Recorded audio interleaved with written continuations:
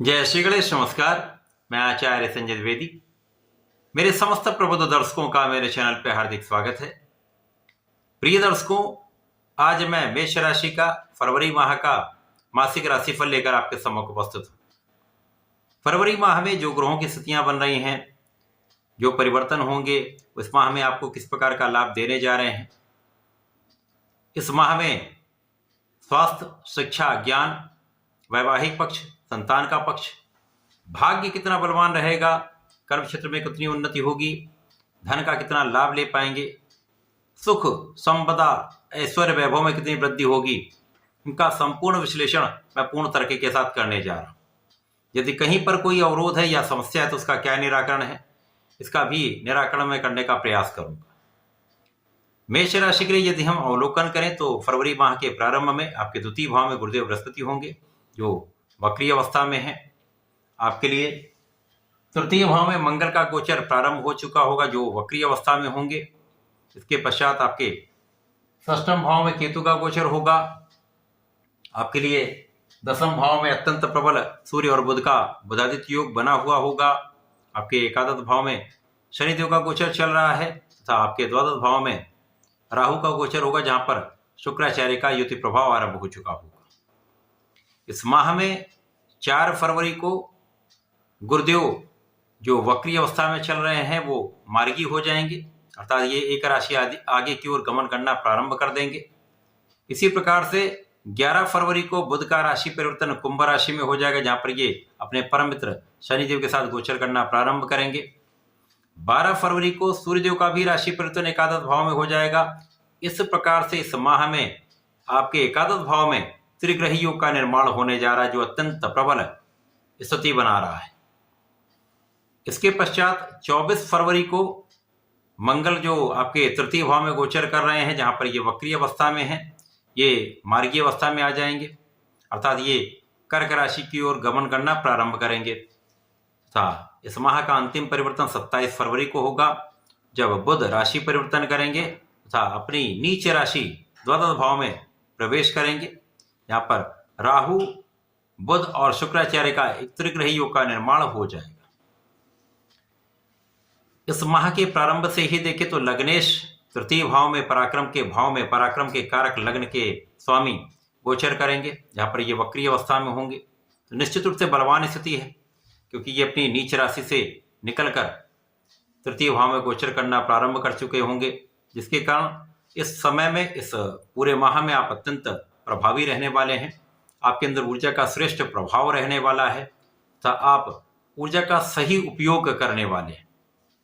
स्वास्थ्य समस्याएं कम से कम होंगी तथा इस समय में आपके ऋण लेने का प्रयास सफल होगा।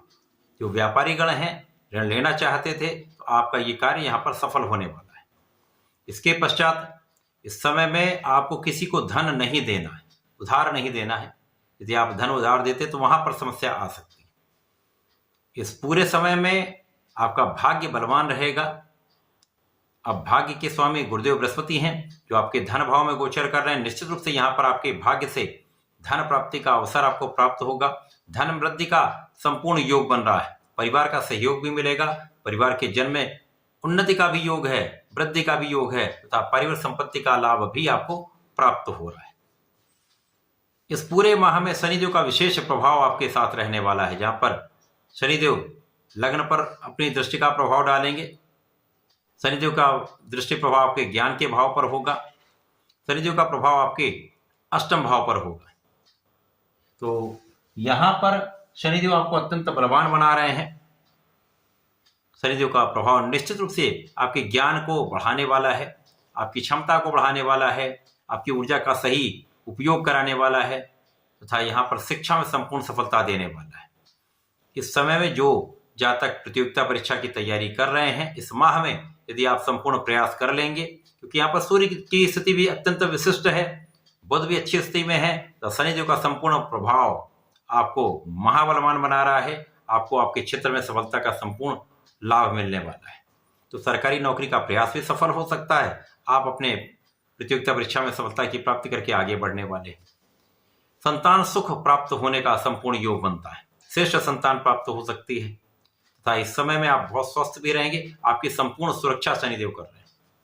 यद्यपि इस माह में राहु का प्रभाव जो कहीं ना कहीं से विवाद की स्थिति बना रहा है, कुछ व्यय बढ़ा रहा है, तो इस पूरे समय में आपको किसी भी विवाद से बचना चाहिए, भोग विलास से दूरी बना लेनी चाहिए, किसी प्रकार के व्यसन से दूर रहना चाहिए। यदि कोई भी एडिक्शन है तो उसको त्याग दें, स्वार्थी मित्रों से दूरी बना लें तथा स्त्रियों का पूर्ण सम्मान करें, किसी भी प्रकार के विवाद से बचें।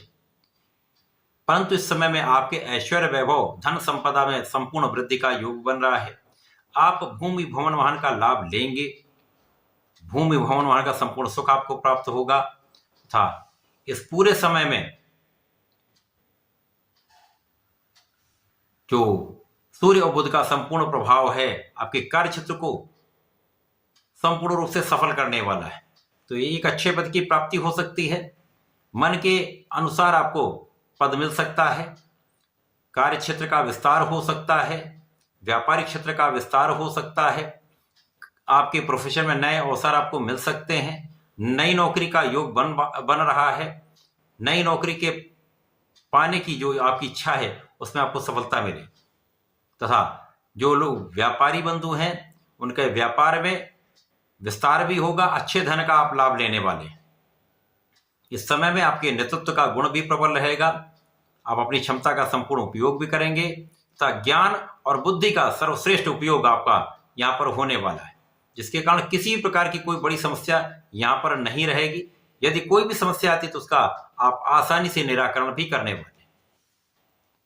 इस पूरे समय में स्थिति आपकी अत्यंत बलवान रहने वाली है। अब जब गुरुदेव बृहस्पति मार्गी हो जाएंगे तो आपके धन के मार्गों को भी प्रशस्त करेंगे, धन का संचय भी कराएंगे, परिवार का सहयोग भी दिलाएंगे तथा आपके परिश्रम को भी कई गुना बढ़ाने वाले हैं। इसी प्रकार से गुरुदेव का प्रभाव ज्ञान के क्षेत्र को विशिष्टता देने वाला है, आपको रोगों से बचाने वाला है, जीवन साथी के साथ सामंजस्य बढ़ाने वाला है तथा आपके लिए भाग्य की प्रबलता को बढ़ाने वाला है। इस पूरे माह में जब बुध आपके लाभ भाव में जाएंगे, ये अत्यंत श्रेष्ठ योग बन रहा है। जब आपके पराक्रमेश तथा षष्ठम भाव के स्वामी लाभ भाव में जाएंगे तो नौकरी के प्रयास की जो चांसेस है वो कई गुना बढ़ जाएंगे। यदि आप नौकरी में परिवर्तन करना चाह रहे हैं तो आपको सफलता मिलेगी, यदि नई नौकरी चाह रहे हैं तो आपको सफलता मिलेगी। तो यहाँ पर शनिदेव के साथ इनका जो प्रभाव है, जो लाभ के स्वामी हैं बुध पहुंचेंगे तो यहाँ पर कई क्षेत्रों से आपको लाभ मिल सकता है, लाभ के कई मार्ग बन जाएंगे।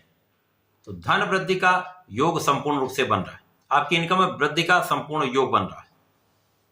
इसी प्रकार से सूर्य भी जब आपके एकादश भाव में जाएंगे और सूर्य यहाँ पर पंचम के स्वामी होकर जाएंगे तो निश्चित रूप से इस समय में आप अपने ज्ञान के क्षेत्र में विशिष्टता प्राप्त करने वाले, प्रतियोगिता परीक्षा में संपूर्ण सफलता की प्राप्ति करने वाले। जो लोग प्रशासनिक सेवाओं की तैयारी करें उनके लिए विशेष अवसर है। यदि आपने अपना संपूर्ण प्रयास कर लिया सफलता मिल के रहेगी। इसी प्रकार से संतान का संपूर्ण सुख आपको प्राप्त होगा, संतान प्राप्ति का भी योग बन रहा है।